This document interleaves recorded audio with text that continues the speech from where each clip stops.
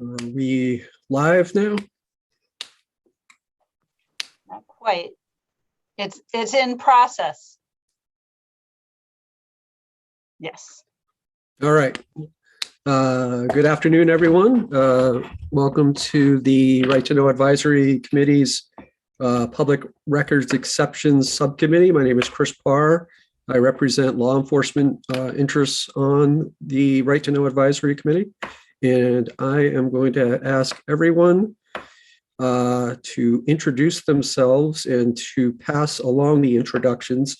And I'm going to ask OPLA staff, because they're the most important people here, to start and to pass it around. And Peggy, I will start with you. Great. Peggy Reinsch. We're not the most important people in the meeting, but thank you. Peggy Reinsch, Office of Policy and Legal Analysis. Rachel? Rachel Olson, also Office of Policy and Legal Analysis. And Colleen? Colleen McCarthy-Reed, OPLA. All right. Thank you. And I'm going to start with Kevin and ask Kevin to do the same. Sure. Kevin Martin, representing state government interests. I'll pass it off to Eric. Eric Stout, the member with background in information technology.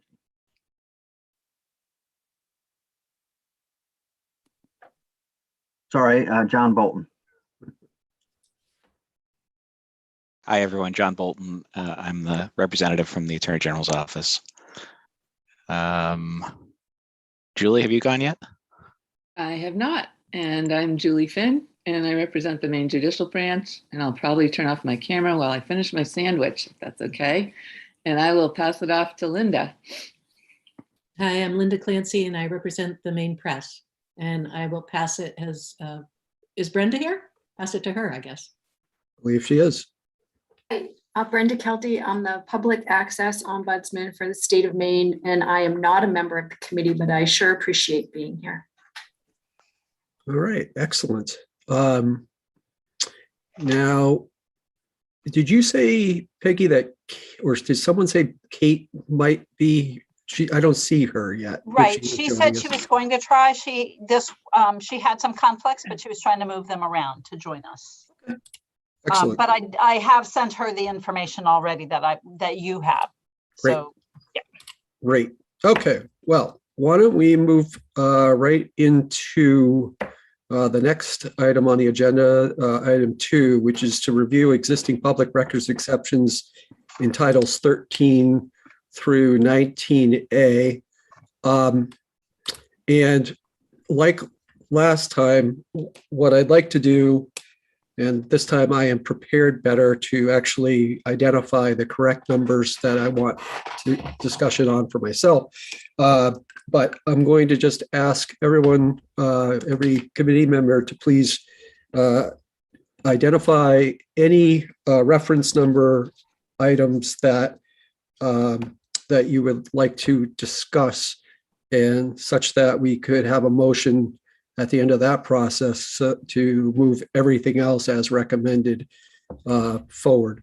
I'll just start, and the ones that I just have some comments on more than anything else are reference numbers 20, 21, 22, 33, 36, and 37. And I will ask now Kevin to do the same. I don't have any particular interest, but I do think we should at least discuss or clarify reference numbers 10 and then the ones following that one that have legislative changes and or repeals involved with them. I think those are the only ones that I flagged as ones we should at least make sure that those, I'm understanding those correctly. Okay, great. Let's see, Eric, why don't you go ahead? Yeah, so I reviewed the agency comments, particularly for 1 through 42, which is the titles that we're reviewing today, 13 through 19A.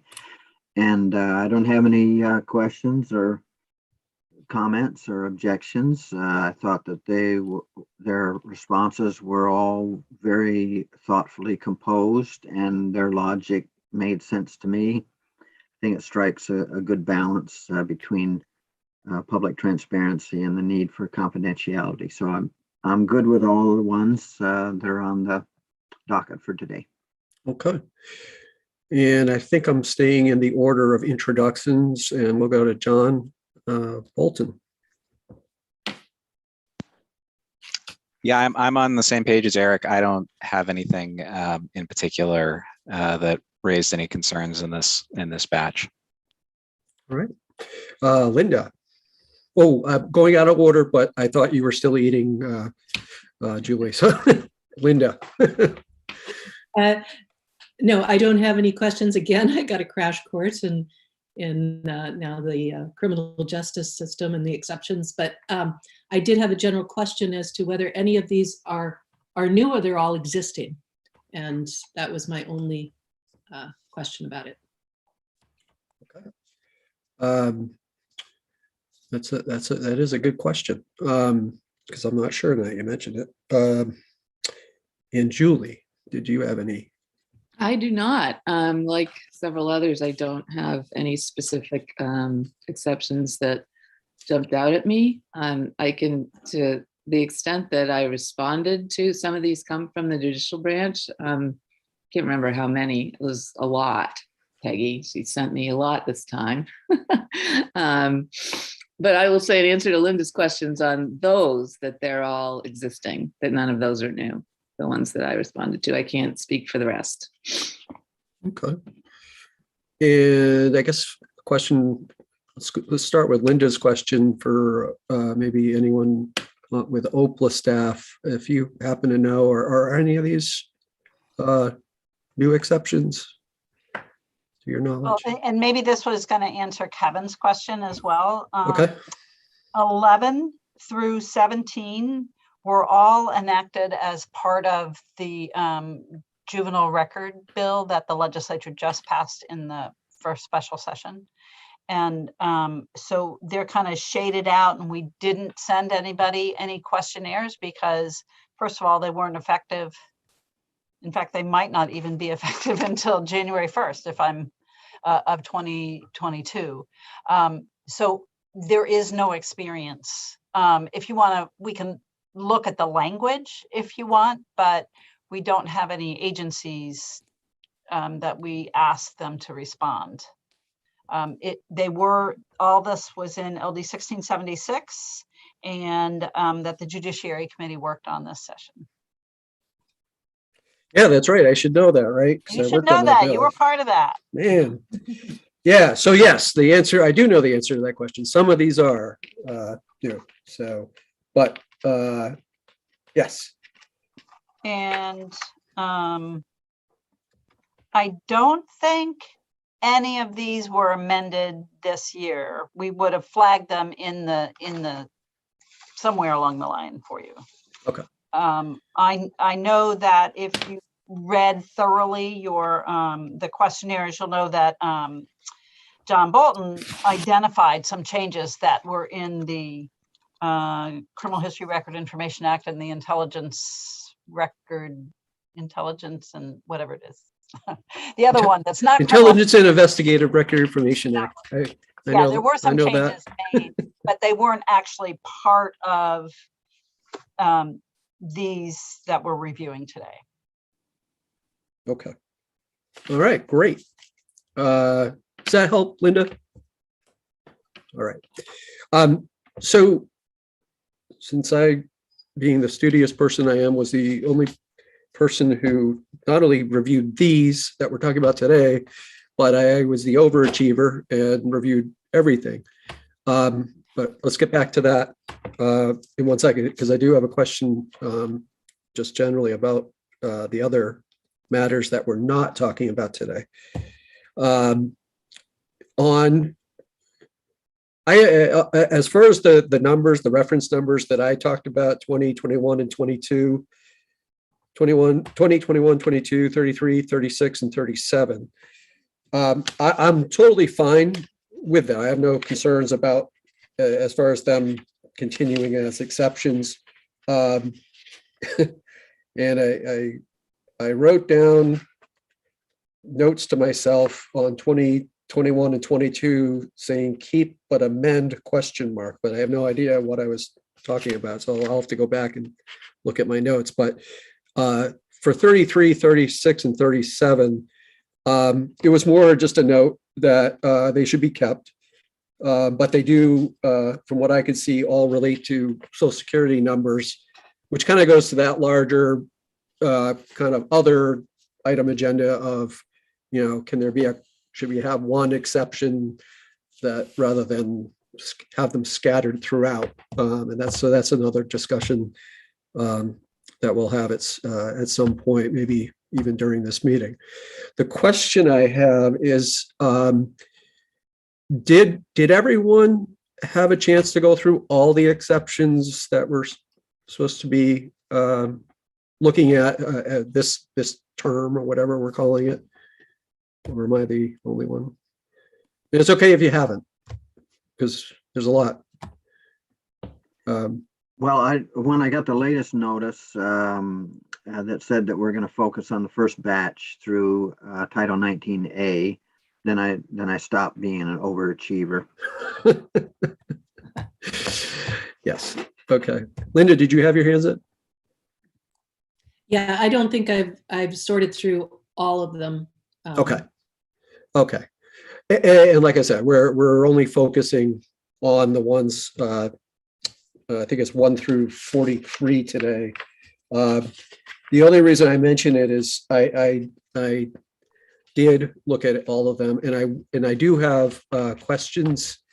So I just wanted to put that out there for the next time. There are some reference numbers that I don't know if they're questions that some of them had to do with the Secretary of State's exceptions, and maybe actually since John is on this subcommittee, he may even be able to answer them. But that is another meeting that we'll discuss that. So I guess why don't we, maybe Kevin, you had mentioned reference number 10 and some of the other legislative things, and maybe you could elaborate a little bit on that. We can decide what to do. Yeah, I guess my only I was speaking to reference number 10, and then the ones that were in immediate succession around that, which are all amended through LD 1676. I don't think it was necessarily 10 as much, because it looks like 10 had to change. So really my question was, do we need to review that at all? Or are we good with just moving forward as amended by LD 1676? I think the other ones were, I think it's already been clarified, but I guess since I couldn't see the language there, I wanted to make sure that just to figure out what exactly we were supposed to be reviewing, whether it's different definitions. And I'm not sure we necessarily have to do that if it's something we're comfortable moving forward with the new language. Okay. Thoughts? Fellow subcommittee members? Now we should move forward. If you just want to double check and review the language, we can certainly put it on the agenda for the next meeting. Okay. And maybe if we marked up a copy of LD 1676 to draw your attention to the confidentiality provisions. And then you can have it on the agenda for next time. And if you do want to talk about it, we can. That's certainly your role. What we don't have is an agency saying, this is how we apply it. Here's our experience. But you can certainly look at the language and decide whether it makes sense. Right. Linda, you have your hand up. Yeah, sorry, I just want to clarify my remark. I did go through 1 through 44, so if that affects how you're running the meeting. Nope. Nope.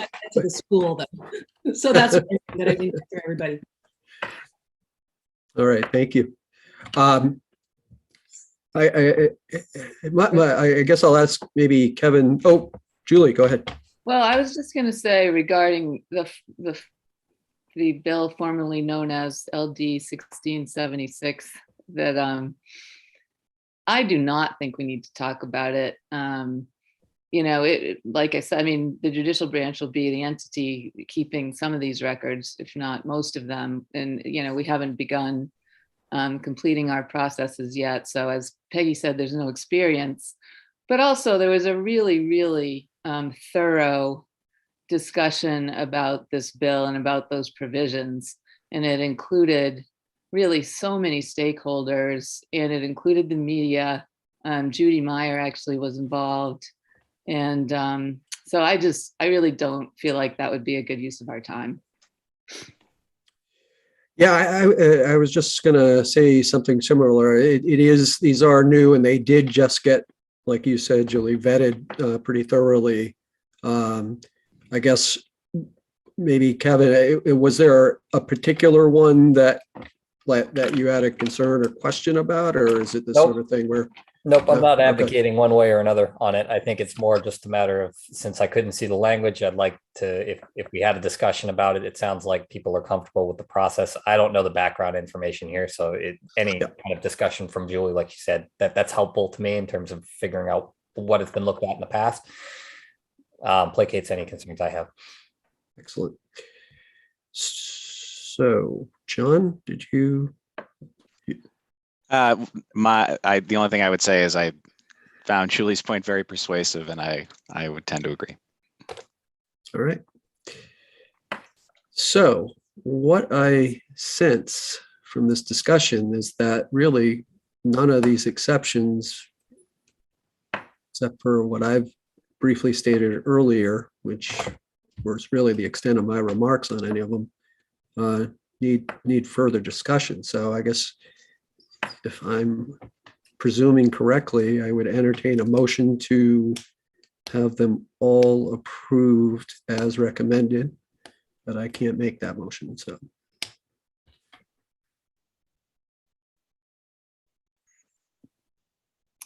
Well, I don't mind making the motion to approve. I might need help with the reference numbers. Reference number, is it 1 through 43, I think. 1 through 43 that are contained in titles 13 to 19A, that I move that we approve all of those. I'll second. All right, we have a motion, we have a second. I'll open it up. Any discussion on the motion?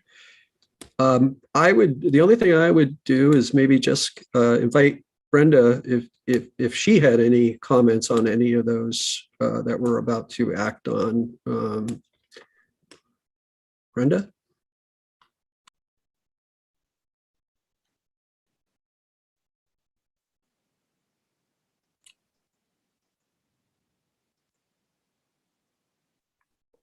You there, Brenda?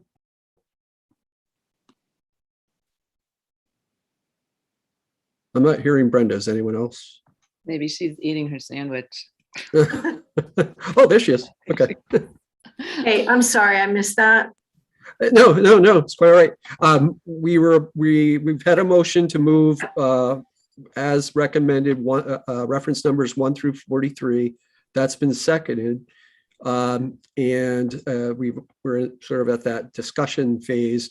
No one had any thing to discuss, but I did want to ask if you happen to have any thoughts on any of those reference numbers or concerns that you wanted to share, or if you were. Oh, yeah, thank you for checking in. No, Sure. when I took a look at them and I honestly didn't have any concerns. Okay, great. Well, then I will go ahead and call the vote. All those in favor of the motion, just raise your physical hand. It's like it's unanimous. Chris, I think under the right to know, the new law, I think you actually have to do a roll call vote. Oh, I think you're right. That's right. I should know that, right? Okay, so let's go ahead and do the roll call. I'll ask Peggy or Colleen, whoever wants to do that. Sure. So this is in favor of approving 1 through 43. Chris Parr, Yes. Kevin Martin, Yes. Eric Stout, Yes, John Bolton, Yes. Linda Clancy, Yes. Julie Finn. Yes. That's unanimous. 1, 2, 3, 4, 5, 6. Do I have 6 of you? Yeah. So All right. I do want to mention that I thought Vicki Wallach was going to be joining us. Yeah, and I'm seeing, That she just sent you an email about something in the next meeting. okay. So you, yeah, right. So that's not for discuss, yeah, reference number 48. Okay, so we'll talk about that at the next meeting. The next item on the agenda is to continue discussion of the application of the 75-year limit on confidentiality on records in archives. And I did talk to Kate about that since the last meeting, and what sort of the direction that Peggy helped remind me as far as where it seemed like we were going is maybe to include in the list of sort of items that are considered when public records exceptions are proposed, that something about their archival value or their confidentiality, something to the extent that maybe it be lifted sooner, or that the value or access ought to be considered for perhaps eventual access to what would otherwise be a non-public or confidential record. I think I got that right, Peggy. Does that sound right to you? Right. I think that's what you talked about last time.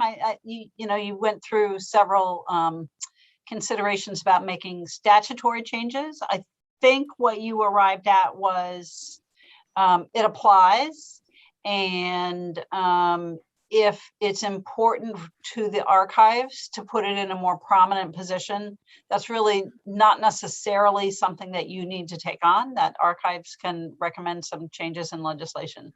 But in the meantime, when you're reviewing existing public records exceptions, and when the Judiciary Committee is reviewing proposed public records exceptions, that they have in front of them that concept that this is not permanent confidentiality. If these records have archival value and then they get transferred to archives, that the law says they lose their confidential status after they've been in existence for 75 years. Right. So you folks might not know, but when the Judiciary Committee goes through this process, we have kind of a cheat sheet. We call it the matrix, and I sent you a copy of that. That includes all the questions the statute tells them, Title I, Section 434 tells the Judiciary Committee to look at. It's the same questions that you're supposed to look at in reviewing existing public records exceptions.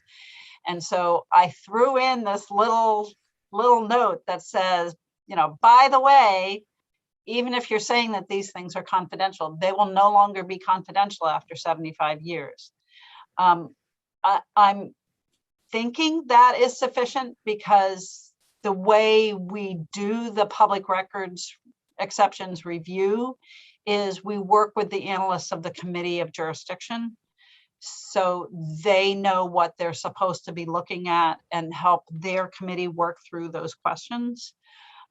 So if I make sure each one of them has this matrix, then they'll be able to put that in front of their committee.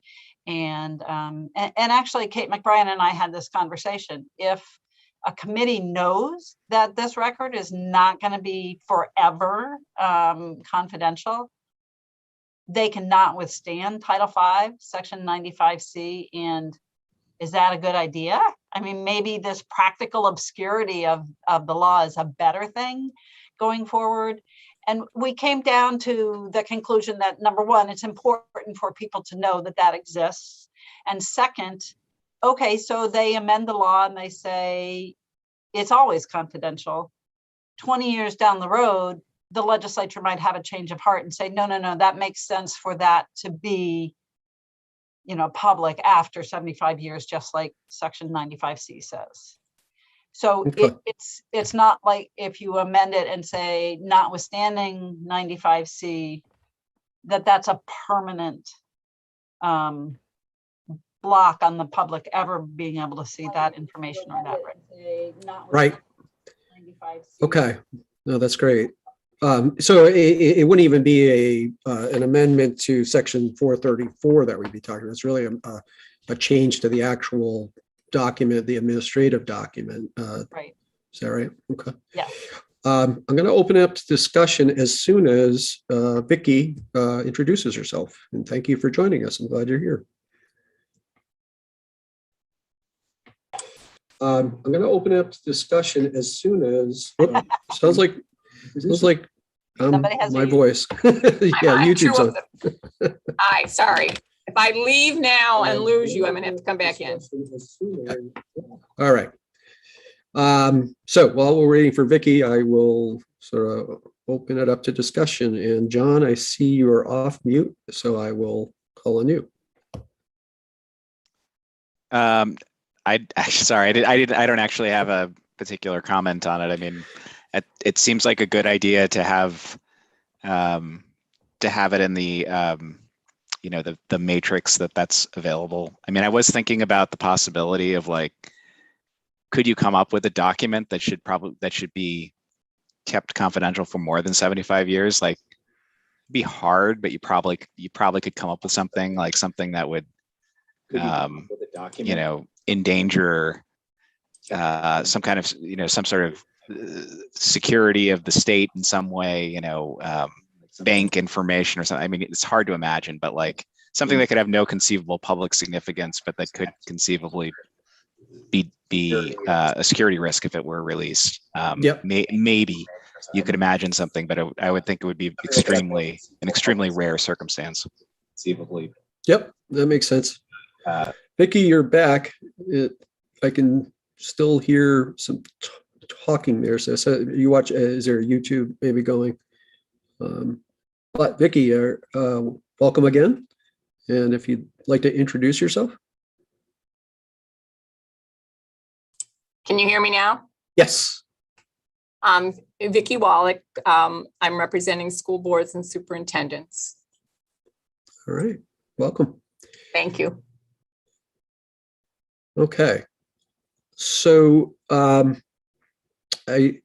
don't see Kate, but I am comfortable with sort of moving forward if there's consensus on the approach that we've discussed, but I don't want to presume that myself. Does anyone have any concerns with that approach of amending the matrix? Julie? I just wanted to confirm what we're talking about as a solution, and I guess it's amending the matrix that the OPLA analysts use to talk to the committees about this, but not making any kind of statutory change. That's right. Right. Okay. Yep. And as I understood, Peggy, for this exceptions subcommittee to also take that into account, that would be something to take into account as well. But yes, it wouldn't be a statutory change. It would be more administrative sort of thing. Any other comments or anything? I do not see any. Okay, so I will entertain a motion. Oh, Eric, go ahead. Yeah, so I heard Peggy say that the analysts working with their committees could introduce the idea of notwithstanding the archive statute, right? So, I mean, so that is a potential statutory change that they could earmark a certain confidential record within their title, being aware then of the 75-year expiration of confidentiality. But then that would that would be notwithstanding, so it would be like in conflict with the archives and records management law, but it would be explicitly so. Am I understanding that right, Peggy? That would be an option for them to consider. That would be an option for them to consider. And maybe that actually creates an opportunity for Kate or somebody else from the archives to go to that committee and talk to them about, archival value. And if it has archival value, it means that, it has some worth going forward to the public. But so maybe it's a teaching moment. But yes, if the legislature says we don't want that to apply to this record, then they do that by saying notwithstanding Title V, Section 95C, subsection 1, paragraph C. Right. This record remains confidential or something like that. Yeah. Oh, yeah, Linda, go ahead. Has that happened? Not that I know of, mostly because nobody was paying attention. Nobody, when we were working on public records exceptions, was paying attention to this statute in the archives law. And I think it's been there for a while. It might have been recodified in the past few years, but I think that's been there, except it was 50 years. It first came to my attention when Kate contacted us as the Judiciary Committee was working through the Juvenile Records Bill, the 1676. And the committee briefly talked about it and said, well, the good thing is we don't actually have to make a decision right now because these records will stay confidential for 75 years. And if we, in the next 5 years, we realize that they need to be confidential longer, then we can go in and we can amend that. So that was the first time I'm aware of the committee I've been working with knew about that provision in the statute. I don't think we ever thought about long-term, the longevity of confidentiality. And I see the state archivist has joined. Yes. Welcome, Kate. How are you? Thank you. I'm good. I apologize for being so late. I just wrapped up an interview. No, not a problem at all. Would you like to introduce yourself? Sure. I'm Kate McBride. I'm the Maine State Archivist. Thanks for having me. All right. Well, it's you're just about perfectly timed because we're talking about the Title V matter.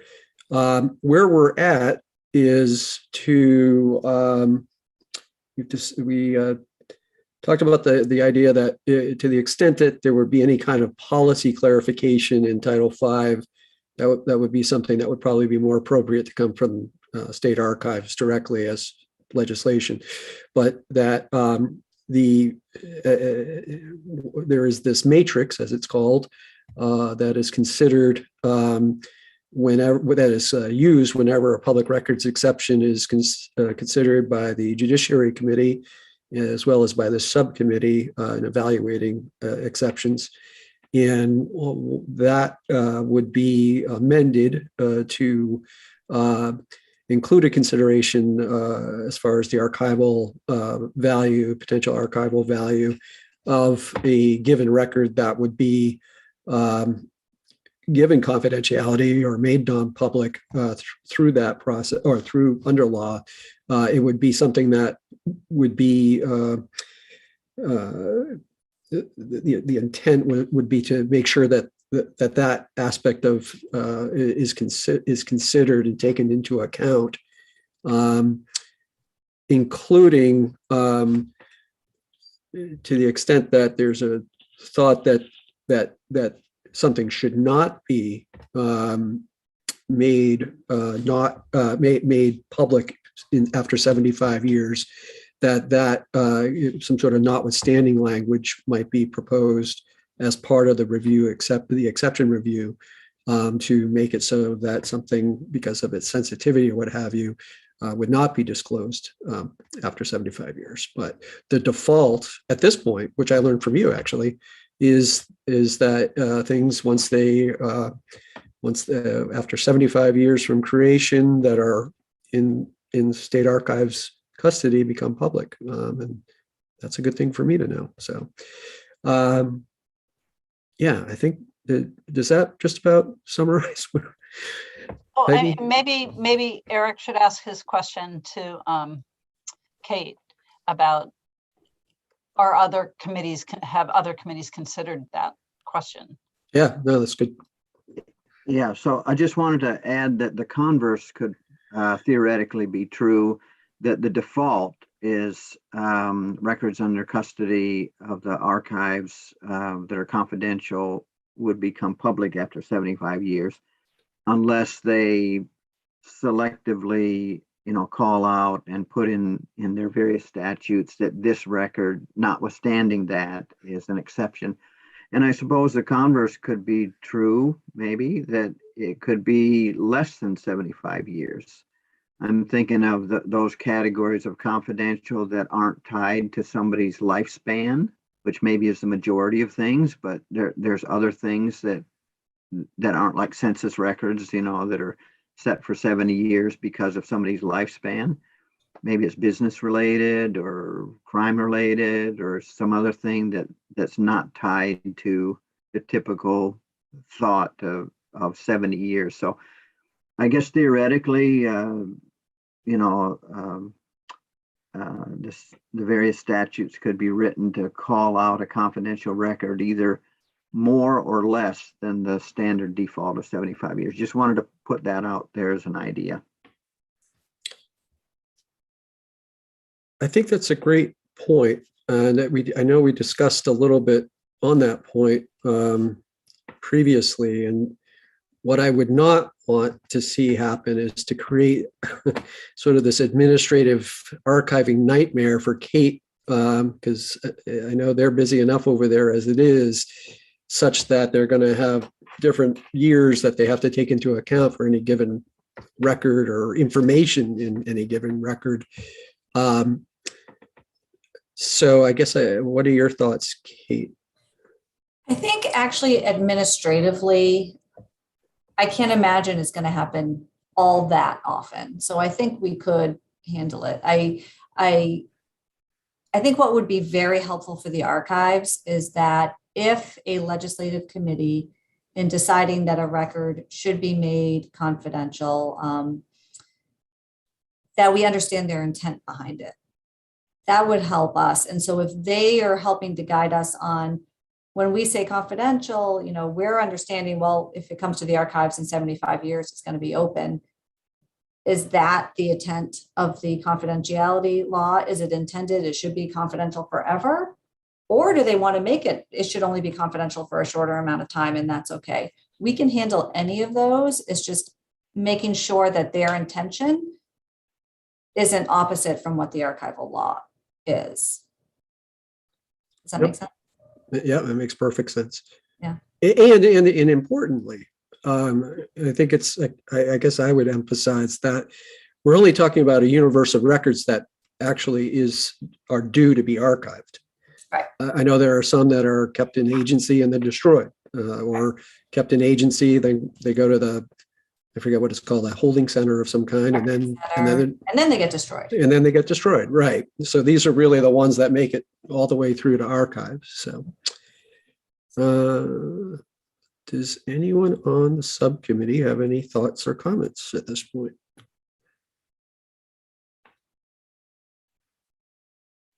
Seems like we have a way forward with this.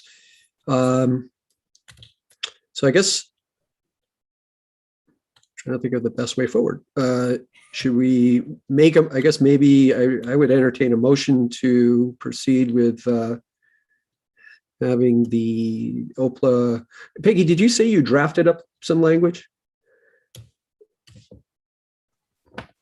Yes, well, I put the matrix together. Yep. And I can share that if you want, or I can just share the language that we drafted to put in there.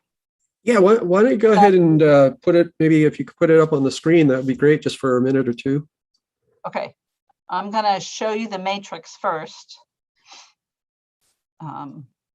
Unfortunately, it's sideways. It's okay. So am I. So we're good. So the matrix looks like this, except for what's yellow right now. And I actually took an extra column out of here to add in the lines. So all these questions are what the Judiciary Committee goes through, and then just a big note for them. And it's actually an interesting process because they all have this, we keep it on purple paper, they have it in front of them, and they go through and they check it off. So if you just want to look at just that language there, did it switch? Can you see just the language now? No, I still see the sideways document. Okay. Okay, then let me share this. I never know what I can switch to. So this is what the language is. Okay. So first of all, you have to note that they have archival value. If they don't have archival value, they're not going to end up in Kate's possession as archives. I mean, they might go to the record center, but that's really the holding ground for agencies, even though archives administers it. So, and if they go to archives, that's only for permanent retention. They don't go to archives to be destroyed in 20 years, right, Kate? Yeah. So then they lose their confidential status after they've been in existence for 75 years.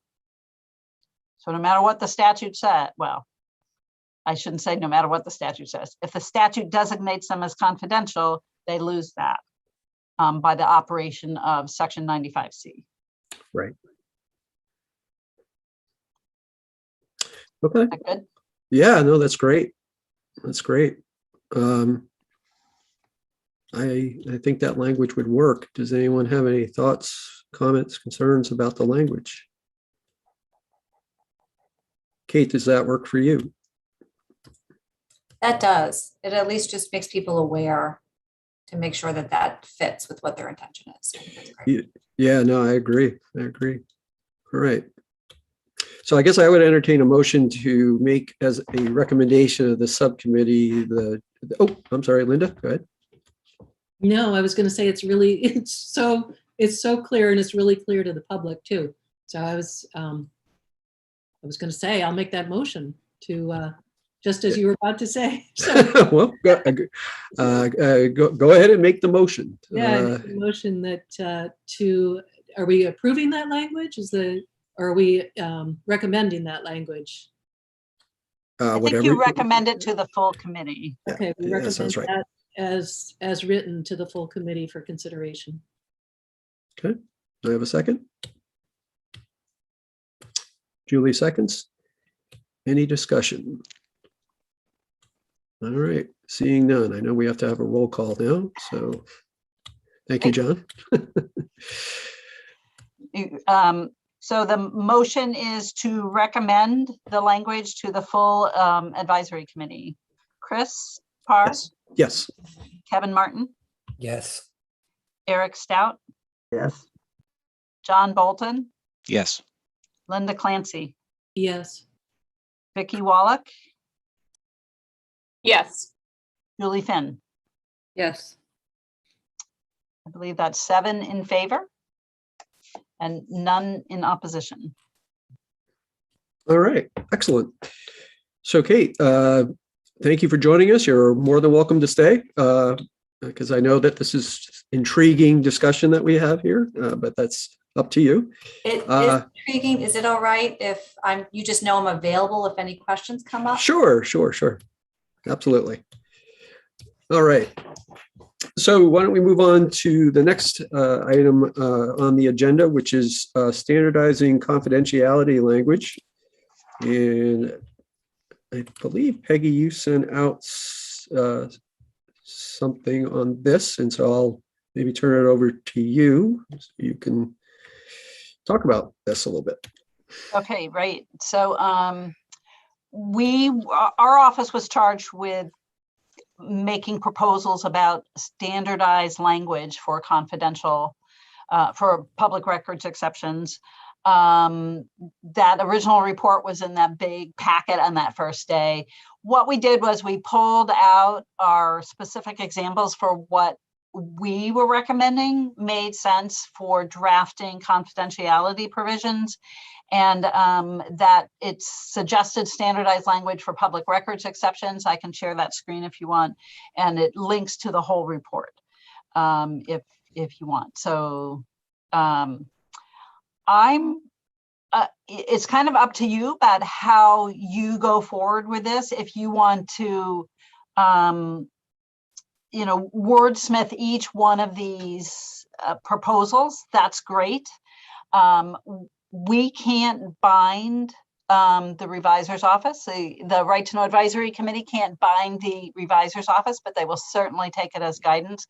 They participated in this process and putting these together.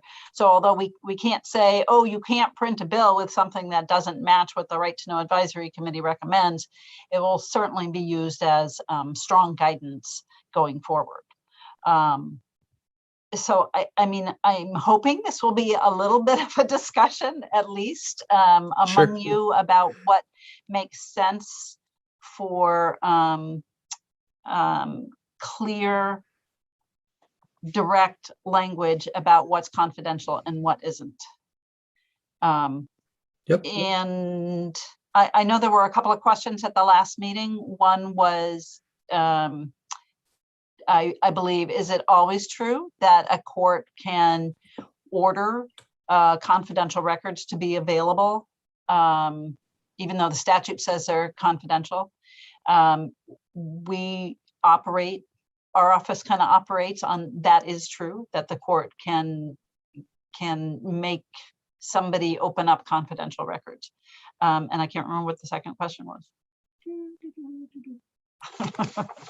It's okay. Anyway, that is my understanding as well, as far as court orders, the way court orders work. So we do have examples in the statute where the legislature has said a court can't even access this information, and that's usually in super sensitive situations where they're not looking for liability, but they're looking to improve a system, the various death review panels that are in existence, or the sentinel events in hospitals. Those are not available for the court. The court can't order those to be released, like in litigation in a medical malpractice case, for example. Right. And the purpose of that is to ensure candidness, to make sure whatever happened that was wrong can be corrected and won't happen in the future.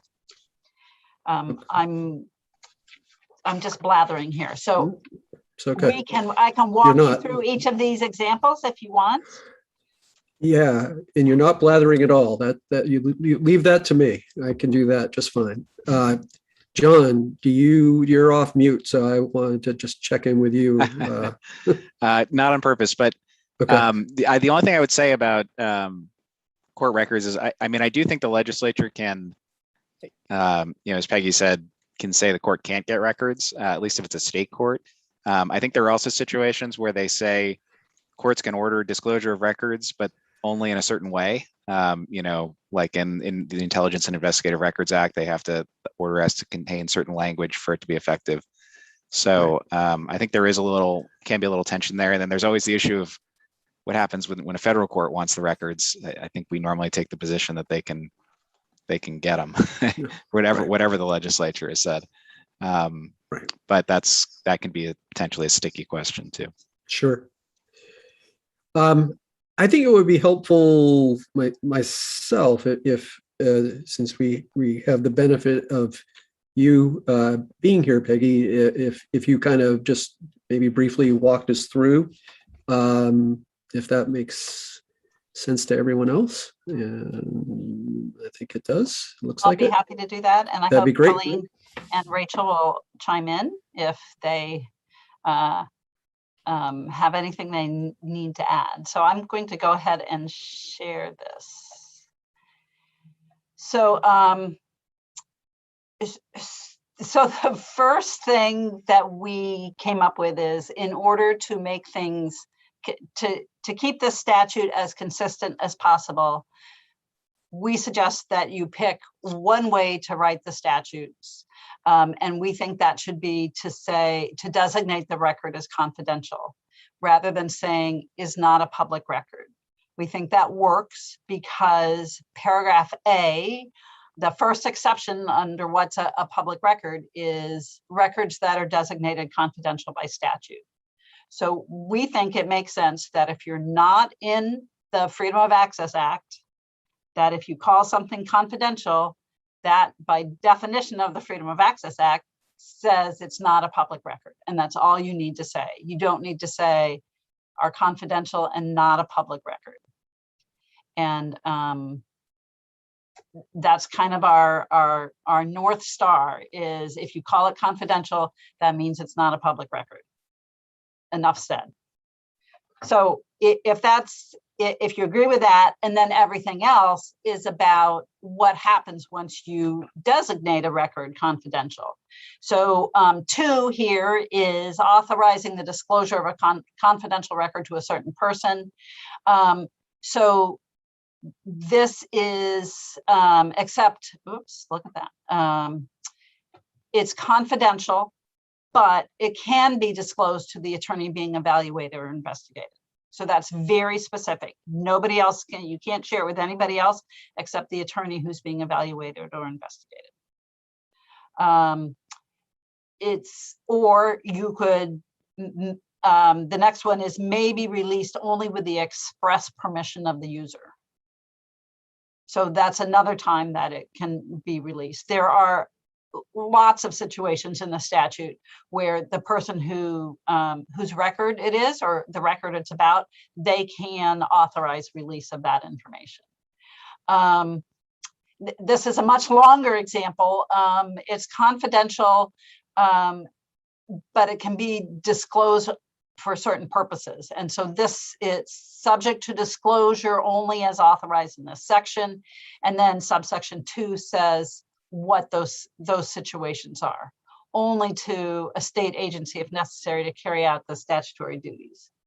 A criminal justice agency, a victim service agency, and these are with very specific requirements. A victim service agency with a written agreement with a criminal justice agency to provide services as a victim advocate. So it's not just any victim service agency, they have to be under contract. Or the victim can request that the record be shared. So, and that's what the rest of these 2 or 3 pages do, is say it's confidential, but it can be shared in these circumstances. I'm sorry, you're reading all my email.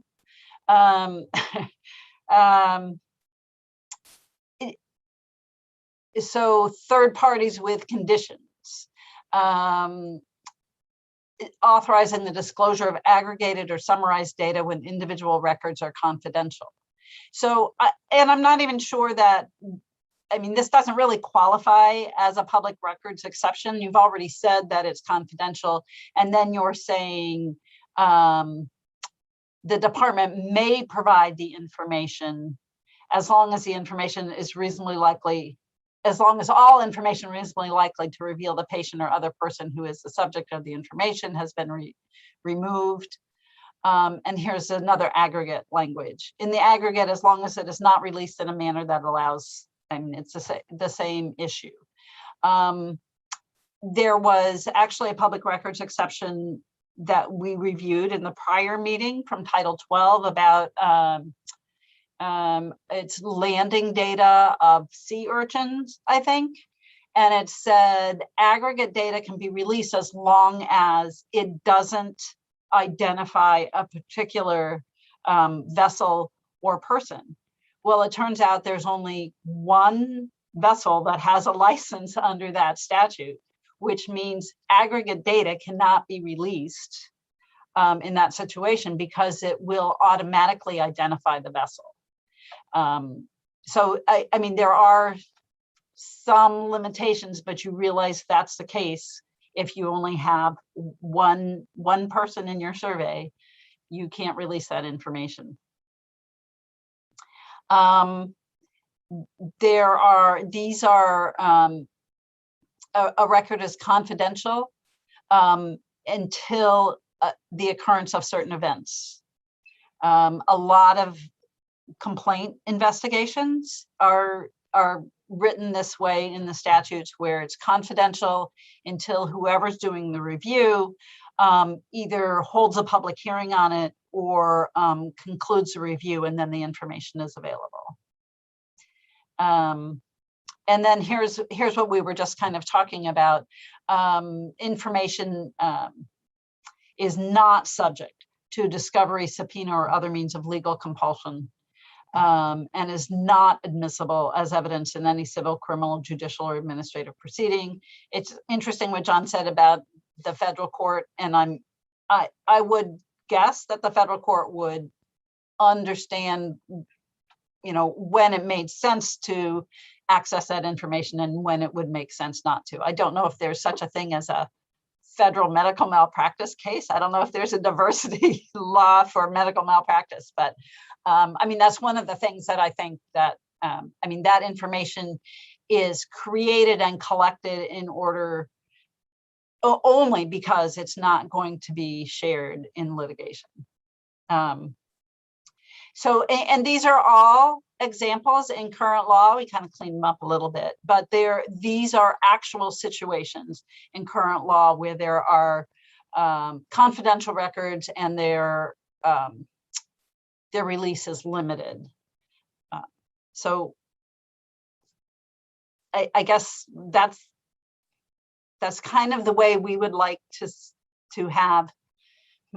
It's really hard because we don't usually recommend anything in our positions.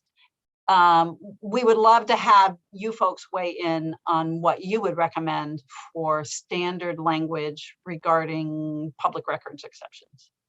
And actually, now I remember the other question that was raised at the last meeting, and that was, we assumed, we finally came to the conclusion that something being confidential and something being not a public record are the same.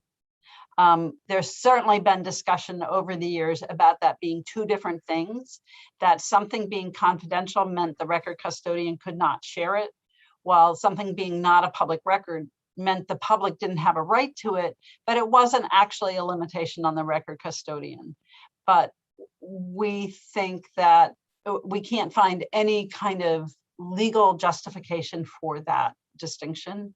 And the fact that the freedom of access law, some of the exceptions in to what's a public record also kind of mesh both of those together, makes us think that the legislature really didn't intend, when thinking about it very, very deeply, that there should be a difference between that. And I don't know, we haven't been able to find anybody who has said, oh yes, that's how we made our decisions, that it said not a public record, so we decided we could release it. We haven't found anybody that's done that, but we probably haven't done a thorough search either. All right, that's great. Thank you. That was very helpful for me anyway, certainly. Does anyone have any thoughts?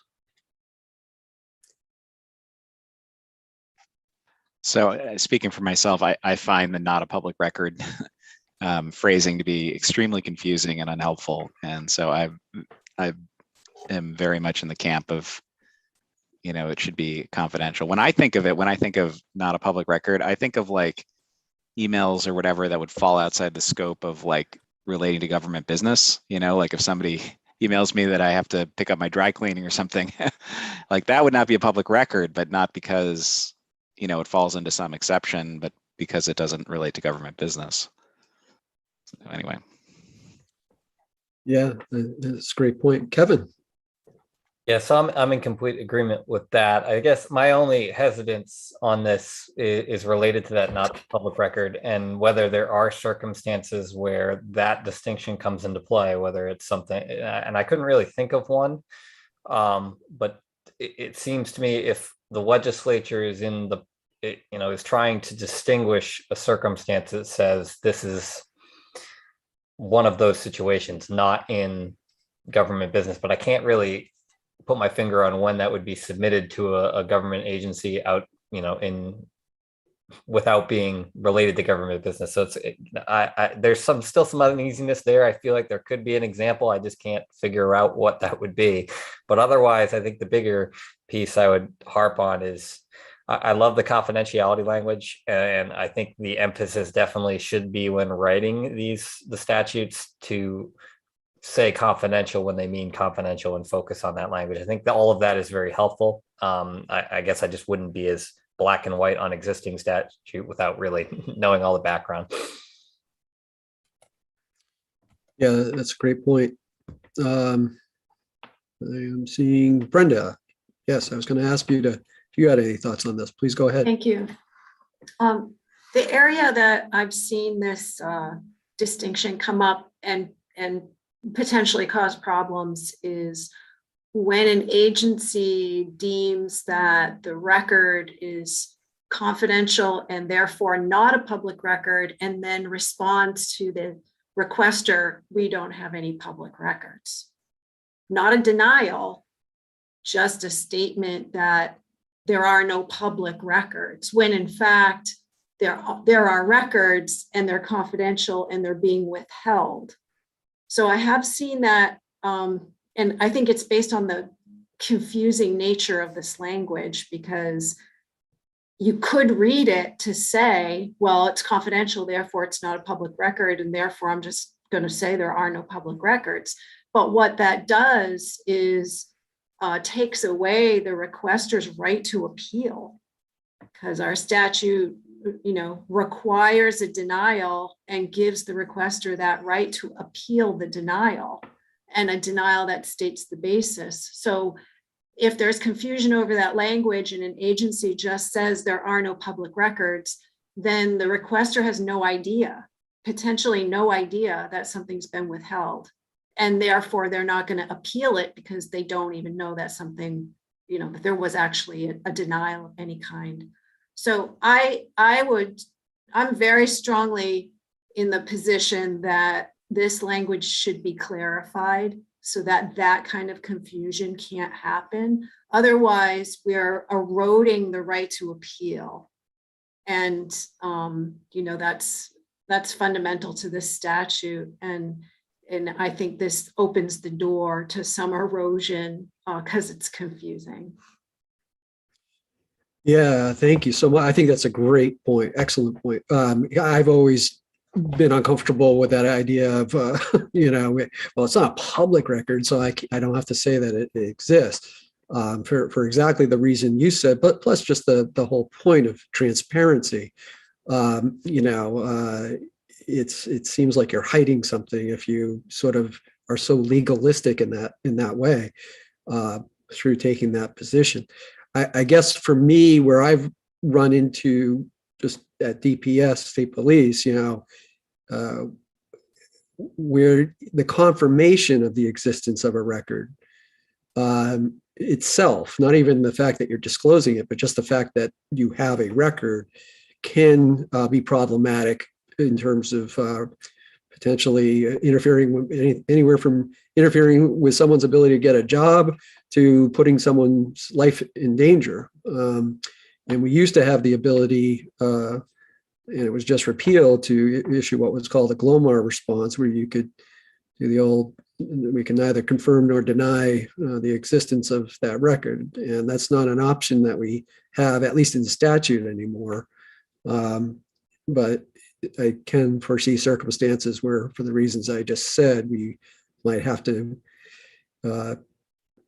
respond with something akin to that, and then have to litigate it. But I digress. I think having the bright line is a good thing, and not having the public records.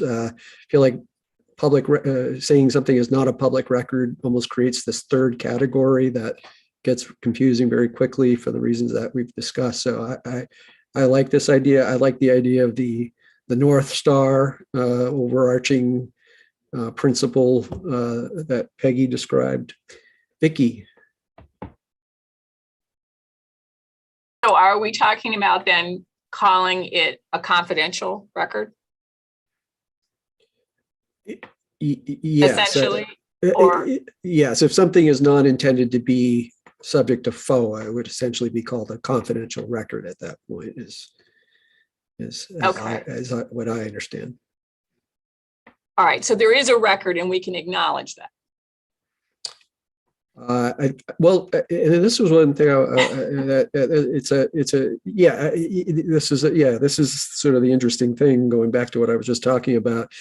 I guess what I would ask Brenda is, does she have any ideas for any kind of language maybe to address this issue this important issue that she raised of, how do we make it clear? Do we need to make it clear in the statute that you can't just say something's, or just presume that because something's confidential, you don't have to even confirm that it exists? Well, I don't think that should even come up. I think that if we changed, I don't know, Peggy, what the suggestion is for amending the language, but it's confidential.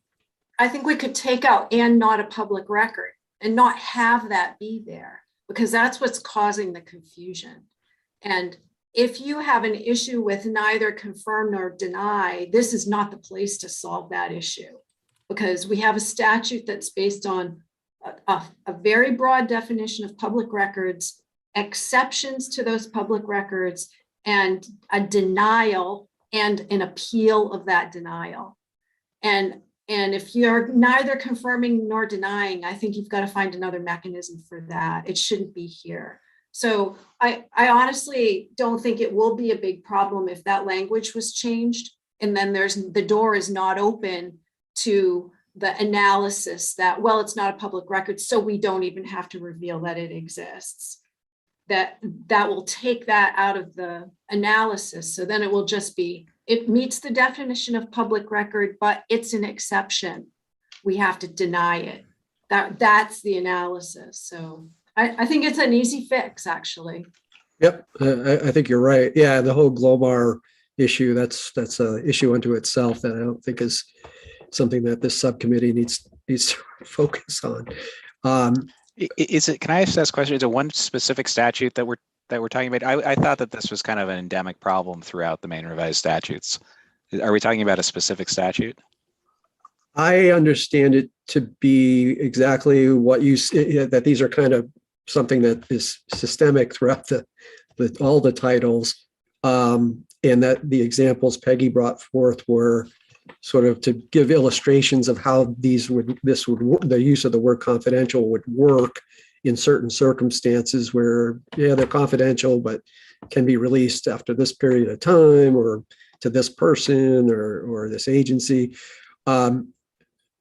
So in that sense, I don't think it's a specific statute unless it were just the exception itself at 4023A.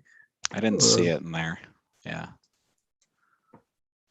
I mean, that's where it's said that anything designated confidential is not a public record. Oh, I see. So the issue being that because it's defined,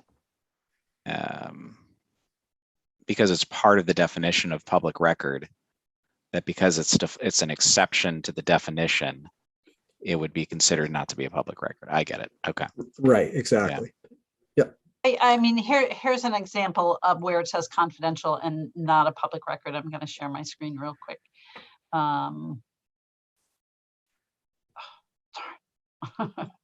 So right here, it says filing of insurance scoring models, right? A filing required under this subsection is confidential and not a public record within the meaning of Title I, Section 402, subsection 3. We think the sentence should stop at confidential.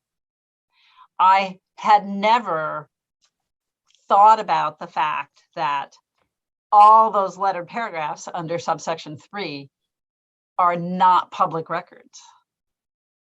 I mean, they're not like government records, right? They're not public. I always thought of them as saying okay, these are not public. They're part of the government's database, but they're not public. And I never really thought about it saying, oh, well, they're not public records, therefore they're not subject to even a response. I had never thought about that up until today. I realized that with the example I just showed you, because it said it's confidential and not a public record, but I hadn't really thought about how those paragraphs are actually saying not only are they not available to the public, they're not even public records. And I think the Secretary of State statute used to talk about public records being anything that the state owned. And I think that language was amended a few years ago. I think taking out and not a public record when you're designating something confidential is helpful, but I'm not sure it really is ever going to respond to the question that Brenda raised.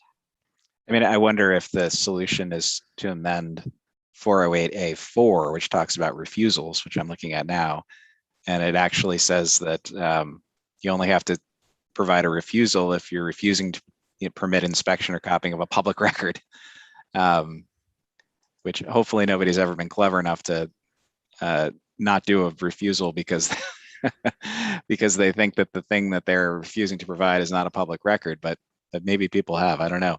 But you know, that might address the problem that Brenda's raising, right? To just say governmental record or something instead of public record.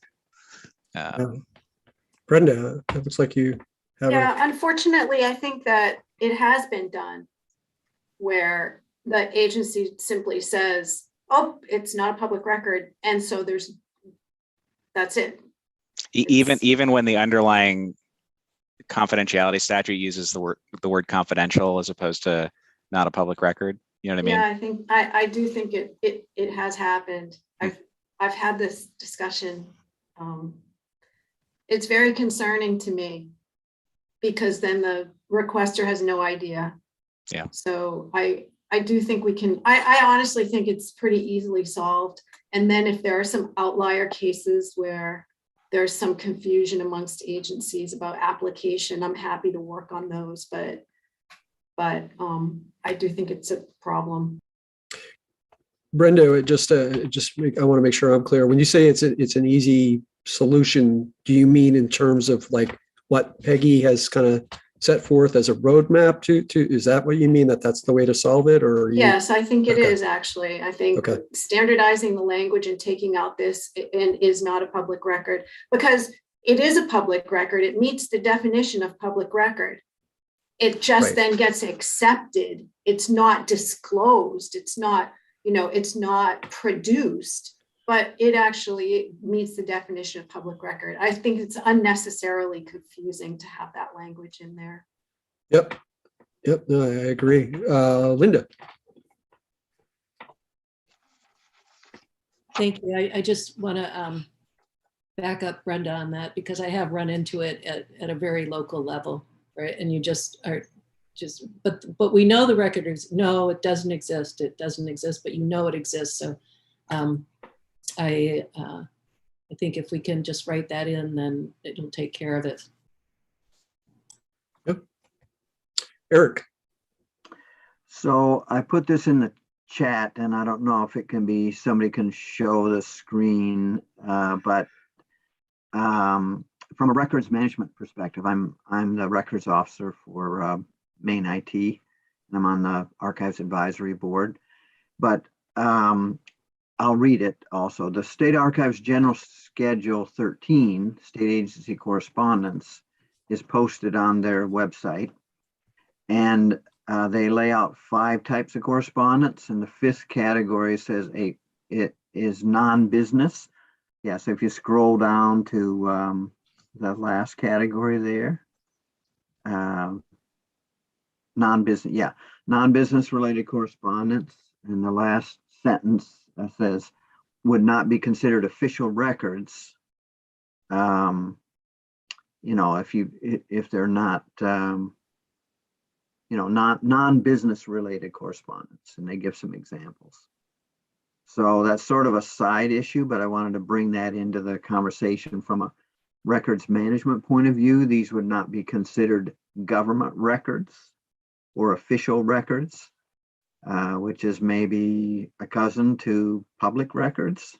But this is the records management perspective of these are sometimes called non-records or not official records. Right. Yeah, they're not something that's conducted in the course of carrying out Right. government business in that sense. Like John Right. said earlier, your dry cleaning is ready, I think he said. Right.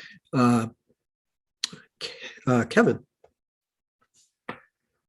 Yeah, and I was going to touch on that point as well. Is, you know, to Brenda's point, I think there's more. It's more complicated to structure the statute in a way that makes it more difficult for bad actors to get around it. I think that's what we're looking at here, is bad actors who are trying to get around it.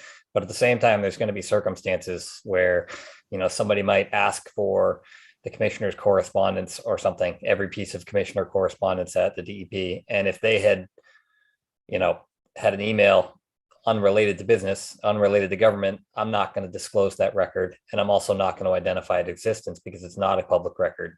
In the conventional sense, it was not prepared as a part of, you know, government business. And I think we need to keep the door open for those type of things to not be disclosed, but at the same time, rework the statute. And I think the confidentiality piece is a big one, is naming things confidential when they're confidential, because that puts them on the roadmap to the first exception.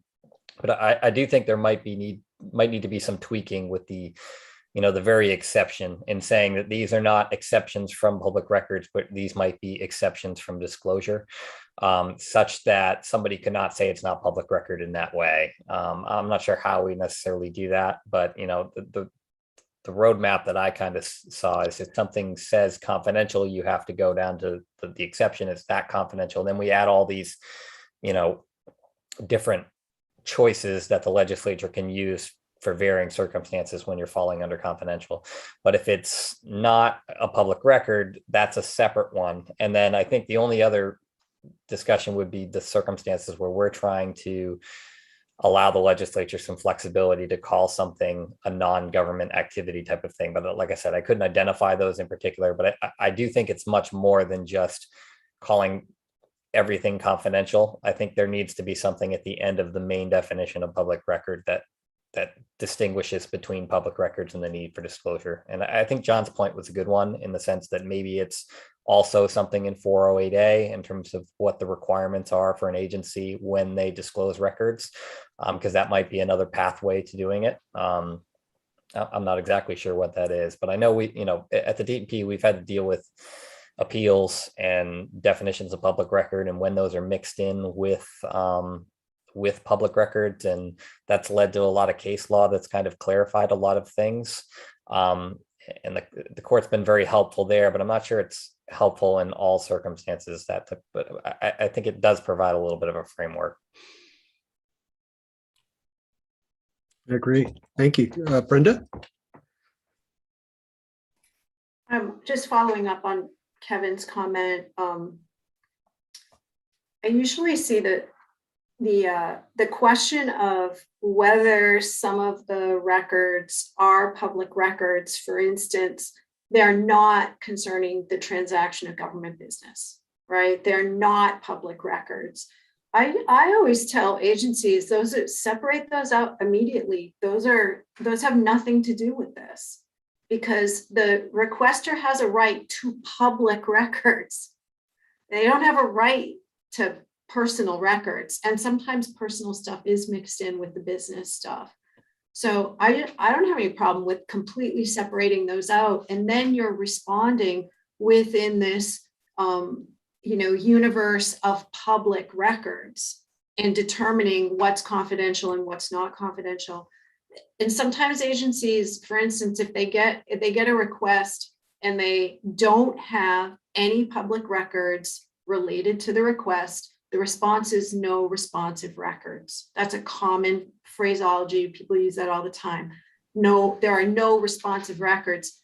that means there are no responsive public records, because that's what the requester has a right to. That's all they have a right to. They don't have a right to the personal stuff. So it can get more complicated in certain fact scenarios, but I think just thinking of it when you're thinking in terms of the question that's in front of you today, just, you know, personal stuff shouldn't even really come into this. And there's also the possibility where there's no responsive records. We just don't have any.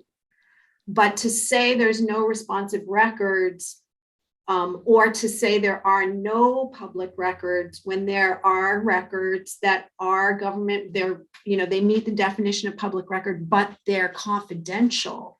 That's where I think the confusion comes in, and this would help with that. It doesn't help with everything, but it would help with that. Yeah, I agree. Kevin, did you have another? Oh, no, looks like you're all set there. I'm taking it down. I agree to an extent. I mean, I think we're arguing for the same side in a lot of ways. I mean, our agency does a lot of, we follow the framework that Brenda's advocating for, you know, when it's something where if it's not a public record, we don't identify it, but everything else, if it's confidential or if it's falling under any sort of category, it gets claimed as exempt, it gets identified. We do an exemptions log. I don't know if every other agency does that. But typically the no responsive records comes about because nothing's responsive, it's outside the scope, or it's personal or something along those lines. But I'm more thinking along the lines of, you know, as a records officer for an agency, these distinctions need to be passed on down to staff because staff aren't always as cognizant of these ideas. So it's from an educational perspective, it's, you know, you need to be able to answer these questions to them, because all of these records, whether we think, you know, from a statutory framework, whether they're together, you know, when staff put them together, everything ends up in a bunch of records that needs to be reviewed and looked at, whether they're supposed to or not. That's often how they come to me. So that's kind of how I look at it from that perspective. Yeah, I agree. And just a quick comment on that point. This, you know, this law, you would think it would be fairly straightforward, but when you start seeing how it interacts with other laws, it's complicated. And there are, just, I know Peggy said that, you know, for example, just today, you know, the way she hadn't thought about something a certain way, and look how long Peggy's been working with FOA, you know. I mean, I learn something almost every time I manage a request about FOA, or a way of thinking about FOA, as well as other statutes. So, John. Yeah, one just thing I'll point out about this, which I think makes it a little more complicated in terms of if you're talking about sort of a deeper fix about, you know, what is and what isn't a public record for purposes of the statute, which is that, you know, all those exceptions do appear in a section of statute called definitions, right? So it is a matter of sort of statutory drafting. I'm not sure that, like, sort of clarifying it to make clear that those exceptions are not part of the definition, it would just work. I mean, this could be a question for the reviser maybe, but, you know, I don't know how well that works from a statutory drafting perspective to sort of say this part of the definition is actually not a definition, it's substantive. There's substantive exceptions from the substantive part of this law. So.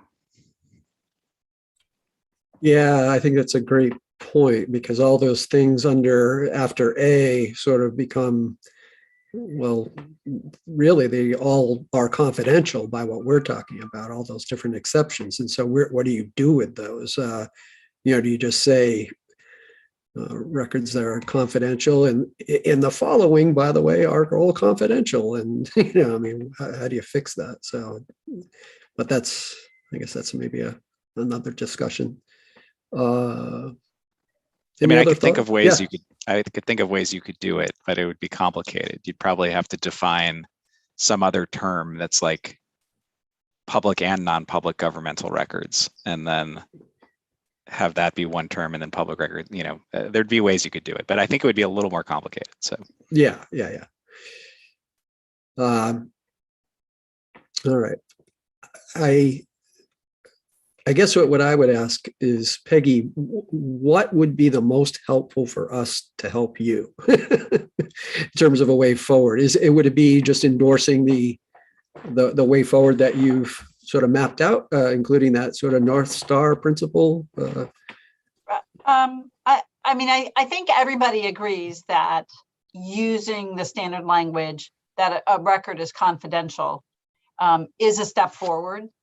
That it removes some confusion, and at least going forward when we're drafting statutes that we don't want to be available to the public, that otherwise fall under the definition of public record, that we call them confidential, we designate them confidential. I think that makes sense.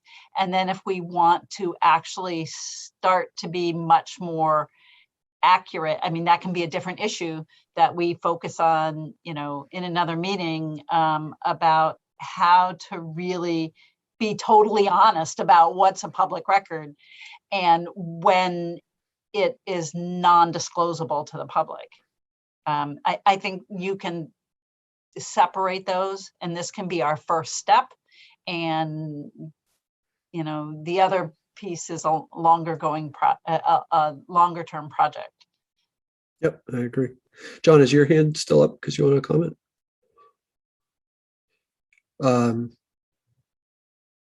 Okay, so I guess unless there's disagreement, which I will certainly open the floor to, I guess I would entertain some sort of motion in endorsing the framework that Peggy laid out in the document that she showed us, including the overarching North Star principle.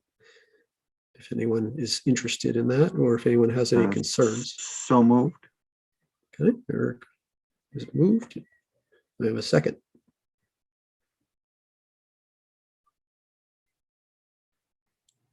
I'll second that. Okay, great. Any discussion, Kevin? I just want to get some clarification on this. Just so this is a framework we're passing on to the legislature going forward with how they'll be writing statute. Is that what we're kind of the motion is regarding, or is this with regard to amending current statutes as they go through? I guess I'm just wanting to make sure. I feel like there's a distinction between the two. Yeah, I think it's the first, that it's a framework that we as a subcommittee would be recommending to the Right to Know Advisory Committee, that this general framework is one, including perhaps most especially the idea that if it's not a public record, it is quote unquote confidential. I don't think what we're saying is all these changes have to be made now. I think it's really that more general way forward. And that if you choose to do so when you're doing reviews, Yes. either now or in the future, that you could recommend changes to Right. be consistent with this framework. Yep. But Yes. nobody's advocating a bill that would go through and all the statutes and fix this Right. at this point. Okay, thank you. Any further discussion? All right, hearing none, I think we need a roll call now. Okay, my understanding is the motion to move this framework forward to the advisory committee as something that the advisory committee would recommend that the legislature follow. And Chris Parr, Yes. Kevin Martin. Oh, wait, I'm Yes. sorry, Peggy. Yeah. Eric, did you have a comment before the vote?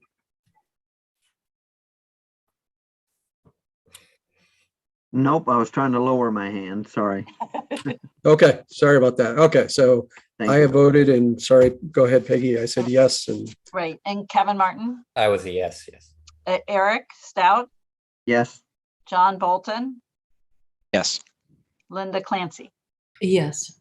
Julie Finn, Yes. Vicky Wallach. Yes. All right, that is 7 in favor and none in opposition. excellent. Great. All right, The next item on the agenda is to continue discussion of broad categories of confidential records information in FOA. And this included such things as the term proprietary information, personal contact information, and social security numbers were I mentioned earlier. But that said, would this be something that you worked on, Peggy, or that you would be able to This share is your something thoughts on? Rachel has worked on. She all put right. those two charts together. Excellent. And I know that Eric has some language too, but I think Rachel is going to walk you through what the statutes already provide right now, or just examples in the statutes of those terms. Okay, great. Rachel. Okay, great. Man, I feel like it's been a while since I've had to talk or share anything on Zoom recently. I put together two charts which were shared in advance. One that outlines current statutory provisions relating to the term proprietary information. And then a second one where I did a statute search for a couple of different terms that are similar or related, such as personal contact information, personally identifiable information, home contact information, and personal records. Those do, as you look at the chart, which I can pull up depending on which one you would like to tackle first, those do have different meanings, but they are sort of related into the sphere of information that's being discussed. So depending on which one you'd like to start with, we can pull it up and take a look at it, or I'm happy to answer questions the committee might have about what was found in statute. I'm not really sure how you guys wanted to move forward with looking at these. But. Yeah, I'm trying to think of a way forward, and I certainly would want to hear others, because what this seems like to me is certainly the idea of having maybe a general definition that can be located in one place and cited to would make things easier. But it seems like each definition would require its own discussion as far as, does everyone agree that this is the thing, these are the things that are considered proprietary information, for example, or, social security numbers are social security numbers, that's pretty easy.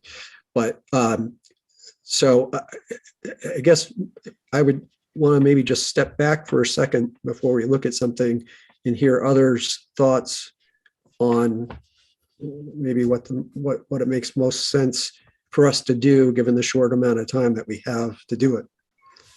Any thoughts, John? I only call on you because you're not unmuted. So I'm always unmuted. If you're unmuted, then I will call on you.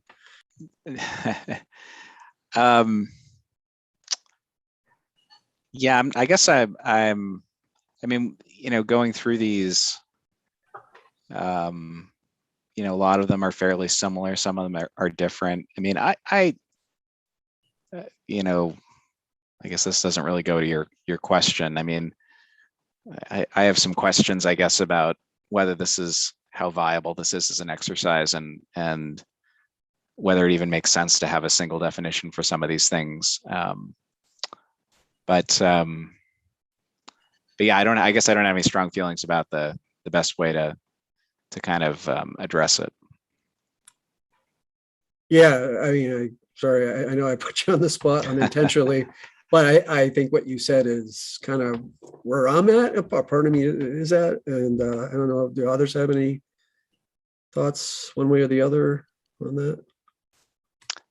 Can I spin out a little bit about why I sort of feel this way? Yeah, absolutely. If you don't mind.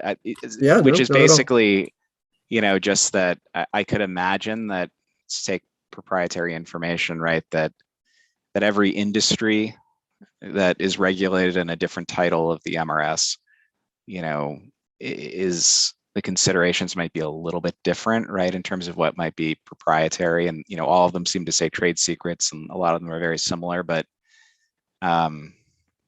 I'm not sure it's a bad thing that when the legislature comes to regulate a particular industry, right, that they sit down and they think, okay, what does proprietary information mean in the context of this particular industry?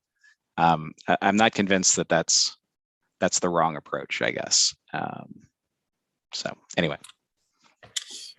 Yep, no, I think that's a great point. Eric. Yeah, I was going to say something similar. I think for proprietary business type information, it is going to be very much a context of what that business is about, whether it's, timber harvesting or lobster harvesting, it's going to be very peculiar to that industry. But on the other hand, a category like PII, personally identifiable information, or PHI, protected health information, are well defined by the federal statutes and guidelines and have been for many, many years.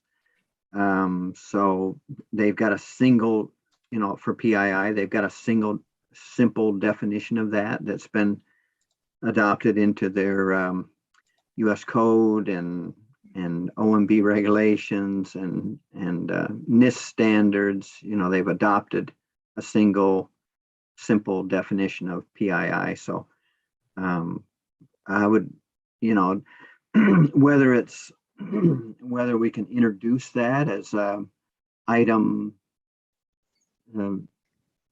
V, I guess it is, we got 4 letters left in that section of A through V or A through Y, whatever it is. I think that a simple 1 or 2 sentence definition would be helpful to be able to refer back to a common definition in one place, as someone just said. But if the particular need is to then expand upon that or make it more peculiar to a particular need, then they could do that in one of the titles. But I think it's helpful, and my experience, to follow the long-standing federal model to across all the federal agencies, all federal records. They have a standard 1 or 2 sentence definition of what PII means for federal records. So, but it's, I don't know if we can introduce that as a subcommittee because, more narrowly speaking, we're supposed to review the existing exemptions, but we are talking about potentially offering more of a top-down approach versus everybody kind of crafting their own, let's come up with another one, and just everybody kind of tweaking their own language that varies from statute to statute. So I'd like to introduce that idea, and I do have some suggested language at some point if it's allowed to be introduced. Thank you. Brenda. Thank you. Thank you for letting me join in. I'm just not clear on what this portion of the agenda is about. Are you suggesting adding provisions just to FOA to capture exceptions that apply across the board? Is that what you're trying to figure out, whether you want to do that or not? I think that's right. I think what, the easiest example, because it's a number, is the Social Security number. And, Right. you have throughout the statutes, including some of the ones that we've looked at for today, or this term, where Social Security number is stated here and there. But then you also have it, of course, as an exception to the definition of public records. And so at least for me, going into this term of our work, I thought, well, yeah, boy, that would be great if we could just have, as an attorney, especially, one-stop place where I can say, okay, that's what that term means. If it's proprietary information, all I have to do is, okay, it says proprietary information is confidential under this Title 26 provision, and I know what confidential means because it's defined, or I know what proprietary information is because there's one definition in Title 1. But the more I think about it, and in fact, actually, the thing that got me thinking about this is Eric's proposal. Is I can't imagine there, I could, and this is, as some of you may know, I'm very much a personal privacy advocate personally. But I think there are circumstances where something that might be personally identifiable would be appropriate to disclose, maybe not necessarily date of birth information, but name information, for example. So I guess it got me thinking, well, to John's point, should we be trying to have something that is so general when there might be circumstances where, as John said, the legislature might intend for some sort of change to be made because of the given consideration of the industry, for example, Right. with respect to proprietary. Okay, so Does that make helps. sense? Yes, it does. And so I guess I just have two comments to add to the discussion. Sure. When you look at FOA, 4023B is the privileged records exception, and that exception essentially bumps you out of FOA and into privileged. In this case, you're going into the rules of evidence. I mean, it's the privilege that is applicable in the proprietary. Sometimes it's work product, sometimes it's something else. So you're getting bumped out of FOA and into another place. And I don't know. I mean, I find the proprietary information to be a complicated analysis and very fact specific. And you have to go into the rules of evidence. You have to look at a lot of different things. There's case law. I'm not sure that it could be simplified into a couple of sentences. And this is privileged information no matter what. I mean, there's a body of law around that. And it exists if we were going to do that, we'd have to take another look at 4023B because we're referring out to other statutes there. So I just think it maybe is not that simple on that one. And then on the PII, I strongly support appropriate protection for personal information. But when you look at the federal level, there is a Privacy Act. There's a whole statutory scheme to address that information. And what we're talking about is slipping something into our little FOA statute. We don't have a remedy. What's the remedy going to be? What if there is a violation of PII? Who is going to be investigating this? Who's going to be determining this? How is that going to be enforced? So I think it may be, I think we've had conversations about a Privacy Act for Maine and trying to bring these questions, to maybe bring some more uniformity to it. But putting a few sentences in this statute, I think, hobbles the statute a little bit. We're trying to do too much. This is about access to public records. It's not necessarily meant to be the umbrella protection for all confidential information that exists. So I'm just hesitant to oversimplify or think that FOA, and I agree with you, Chris, that it's hard that the confidentiality is all scattered everywhere. It is difficult, but I don't know that the solution is just trying to pack everything into FOA and oversimplify it.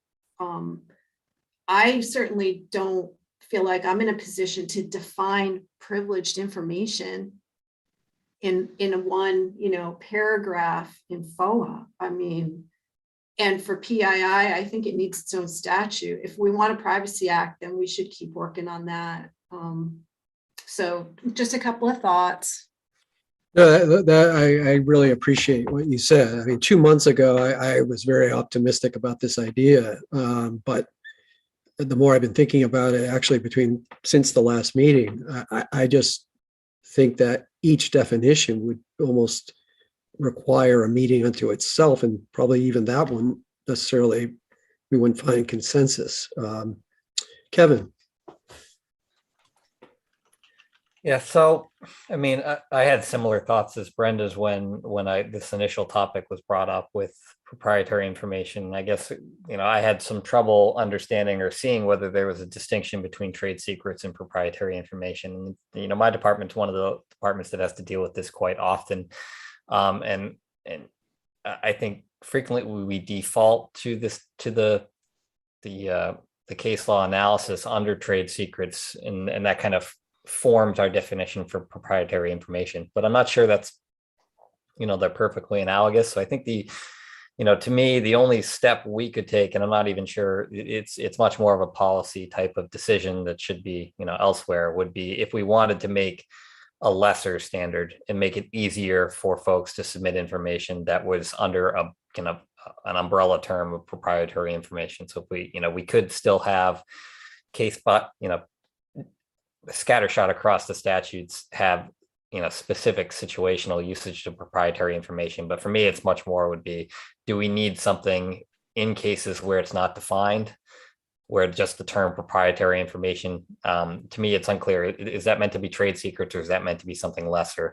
And how do we handle that? I think the other piece, and just some comment on Eric's kind of definition of it is, I agree. I think, Chris, you mentioned this. I don't think a lot of personally identifiable information is public record and should be public record. I'm not going to be somebody who's going to want to be redacting names and phone numbers and everything else that could technically be personally identifiable. But it might be something where if we're going to discuss this topic, it should be much more specific to sensitive information that, my understanding, and, I got some background in privacy law, is these terms that might not be a problem individually become a problem when you link them together. And, that's where we're talking about social security numbers mixed with names and numbers. It might be, financial account numbers mixed with, and it's those type of situations that we probably want to target, would be, defining what is a sensitive situation with personally identifiable information, or maybe it's just targeting specific situations, whether it's financial account numbers. I know that's something I've had to deal with in the past, where at least with DEP statutes, there's not something specific to sensitive financial information. So if somebody sends us an account number, it's not clear how we go about protecting that. We typically do, but it's not perfectly clear how we exempt it. So I think it's those types of situations we want to target, as opposed to necessarily broad, in some cases, overly broad new definitions. Yep, I think it's an excellent point. John. Yeah, with the PII, I mean, it is, I did notice going through the definition of public records that there is a vehicle, right, that could be used, which is N, which already says that social security numbers can't be disclosed. And so there'd be the potential, right, you could add some more things, right, to N, other than social security numbers. And I'm not sure how I feel about that, but if it were done, I think the way you would have to do it is try to figure out, like, what are the pieces of information of PII that sort of in every conceivable FOA context you would not want to be disclosing to anybody. And my guess is it's probably not too much. There aren't too many things that would go in that list, but there'd be some. But yeah, but there, I had sort of forgotten that there is this provision there is a PII provision already. It's just limited to one thing. Yeah, no, I hadn't even thought about that. That's a really good point. Maybe the expansion of that, but again, that would, okay, so then we'd have to probably spend a couple of meetings deciding what are the things that should go there, right? And that's where it can kind of get complicated. I guess I feel badly because Rachel's done all this work, and it seems like we're trending toward a different direction, I guess I would say. And John, I think your hand still might be up, but so let's go to Linda. I don't have anything. Oh, Go ahead, Linda.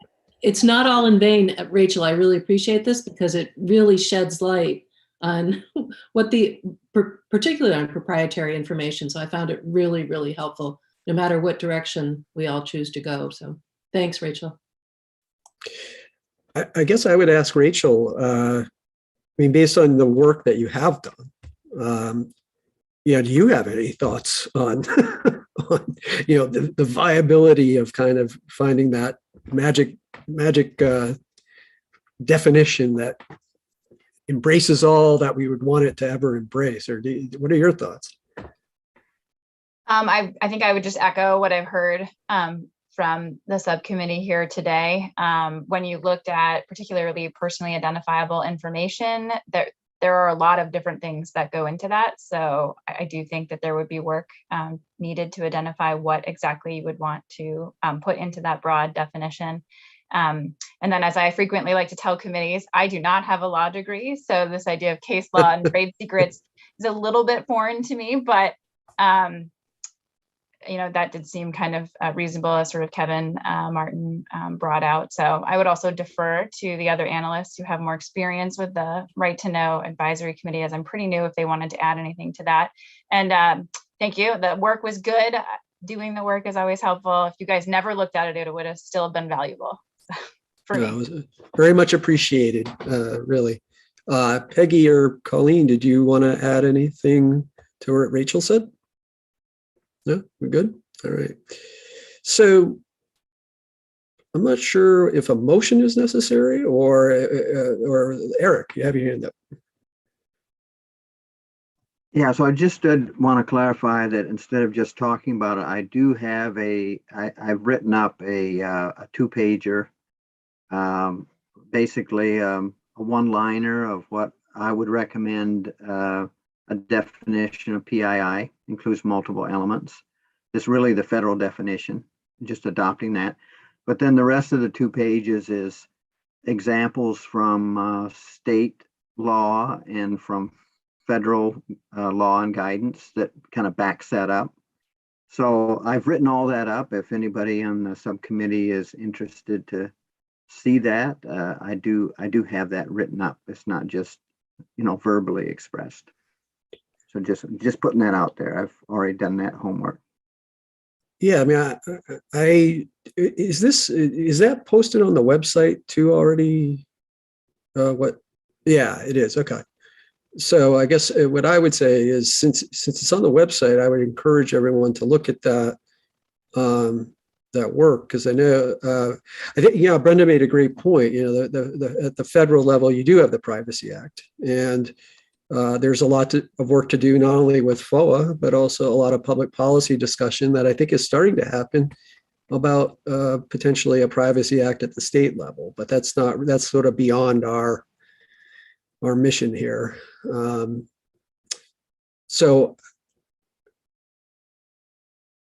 I guess I'm of the mind myself that this is something we should recommend that no action be taken, but I don't know if that's being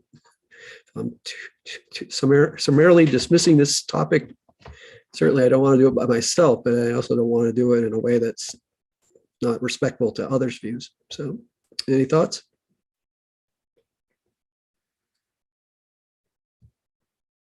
I see no thoughts.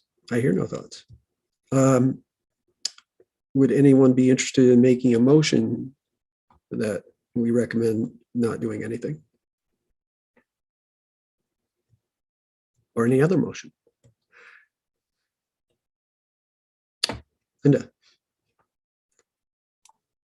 Does it require a motion? Can't we have just had the conversation? I mean, do we require closure? I think so. I think I guess for me, the motion always closes things out. But yeah, no, I think you're right. I think if everyone has said what they have to say, and I think everyone's had a chance, I guess I would just say one more time. Anyone have any further thoughts? If not, why don't we move on to the next item, which is planning for the next meeting. Now, 2 things actually I want to just make sure that we've accounted for. One, a meeting summary was, I think, sent around, and I just wanted to make sure everyone was comfortable with that meeting summary. Now's the time to say it if you're not. And I know that there were some exceptions that we had kind of put aside at the last meeting.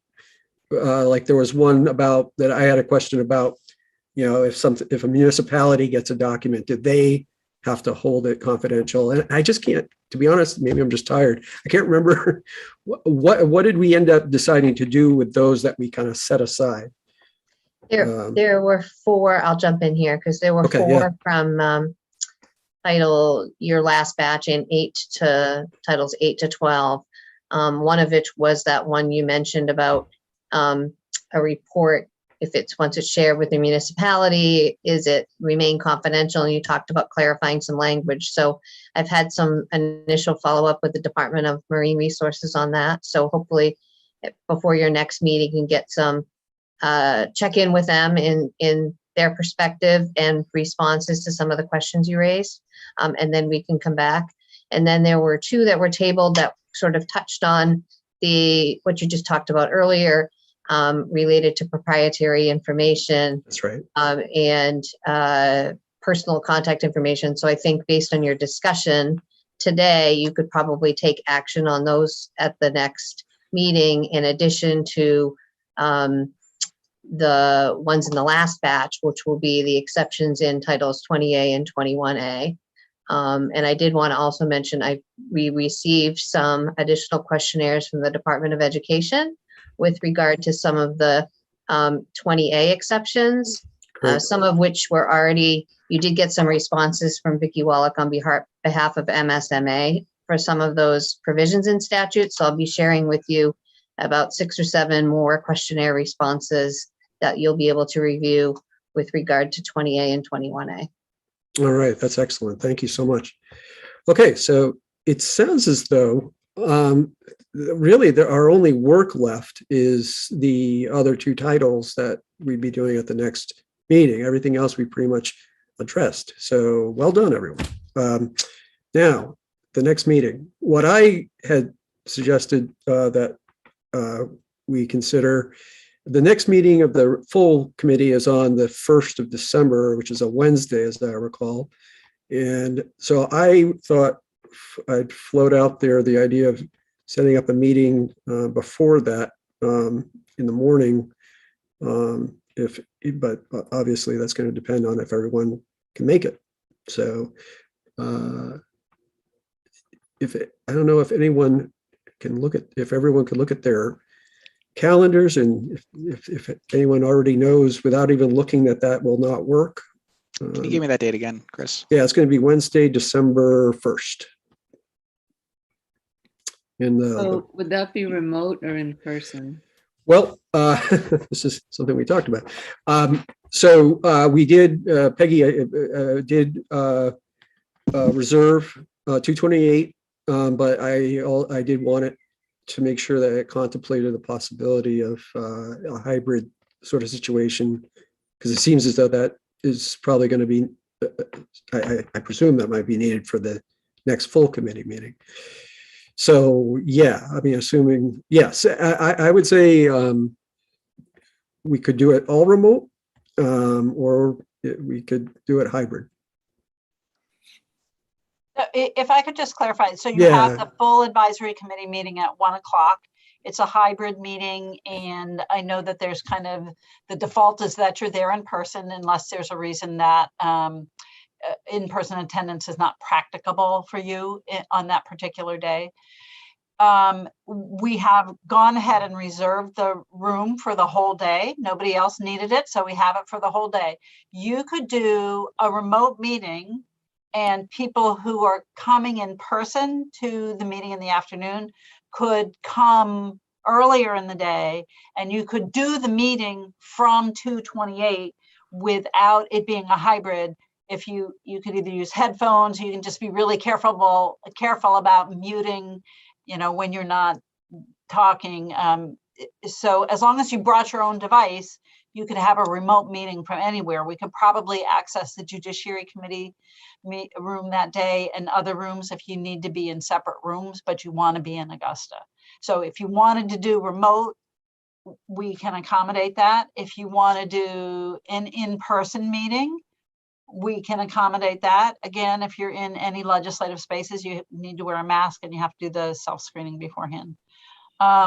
I'm not sure we can actually do a hybrid meeting that morning, since it's already been established for the afternoon, and I'm worried we would disrupt the technology.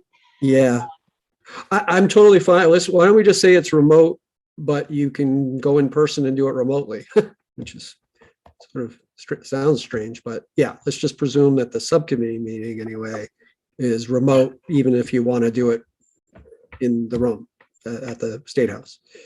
So, And just to throw one more wrinkle into this, there's another subcommittee that wants to meet that morning. So if you could either pick the beginning of the morning or later in the morning, so we can get 2 subcommittees in, that would be great. what subcommittee is that, and what time are they meeting? That's the remote participation subcommittee might meet that morning. Okay. Do you know what time by chance, or is that sort of depend on us? Okay. So you okay? So maybe how does 4:30 a.m. sound to everyone? Does that sound good? Just kidding. Well, since they haven't decided yet, I would propose, I don't know, how much time do you think we're going to need? Like an hour and a half? If we met at 11, that would give us until 12:30. And then for a half-hour break in between meetings, or 10:30? I don't know. Anyone have any thoughts? John, you're not muted, so I'm going to call on you. Any thoughts? I am. It's unfortunately, it's fairly unlikely I'm going to be able to make any meetings that week. I'm involved in extremely fast-moving litigation with on a particular ballot question that passed earlier this month. Okay. That week is going to be extremely difficult. Okay.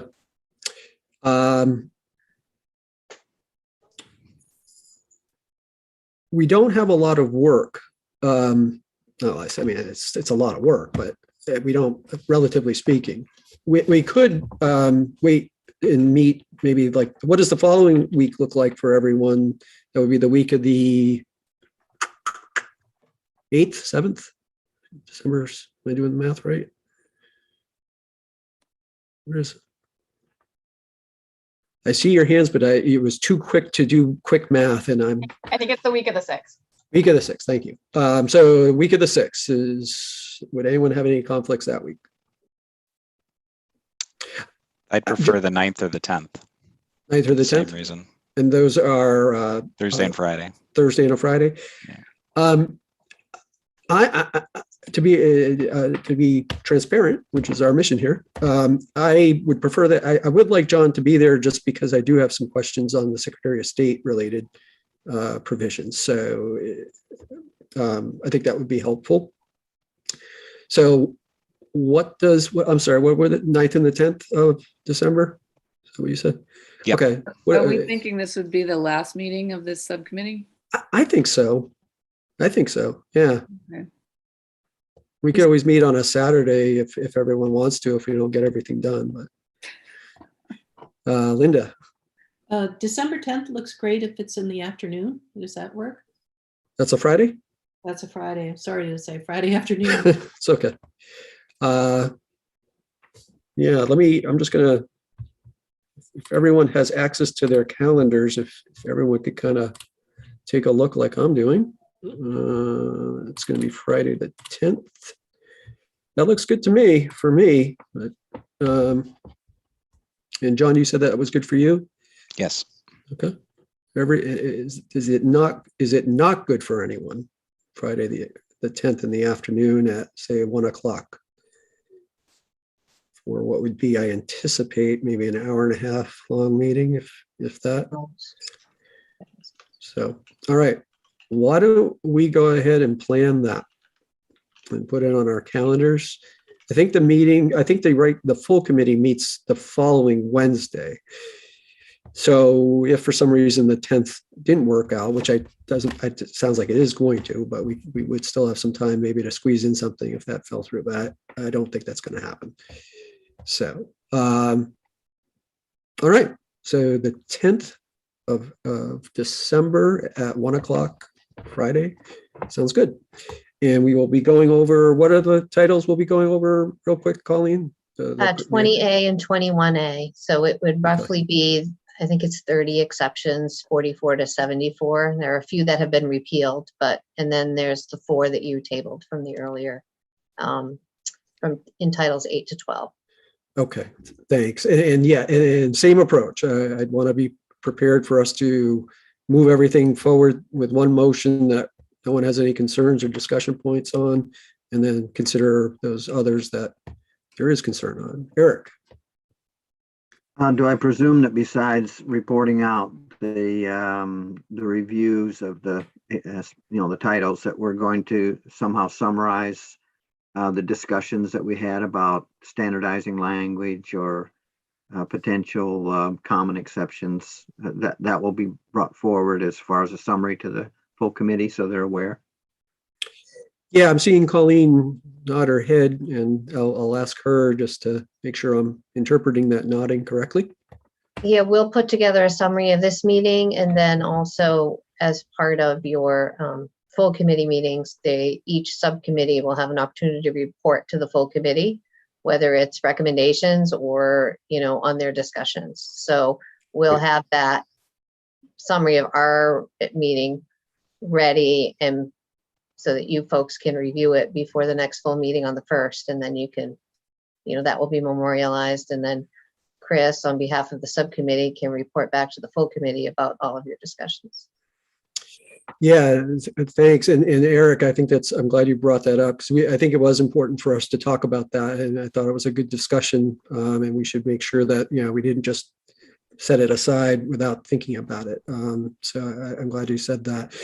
My last sort of question as a business matter is, do we have to at all, we don't have to vote on the summary from the last meeting, do we? Or, I mean, we kind of said everyone was fine with it. So unless we have to vote, I'm fine with it. All right. Excellent. Tremendous meeting. And I will entertain a motion to adjourn. So moved. All right. Do I have a second? Second. All right. All in favor? Raise your hand. All right. Excellent. Happy Thanksgiving, everyone. Happy Thanksgiving. All right. Take care. Thanks, Bye, everybody. Good meeting.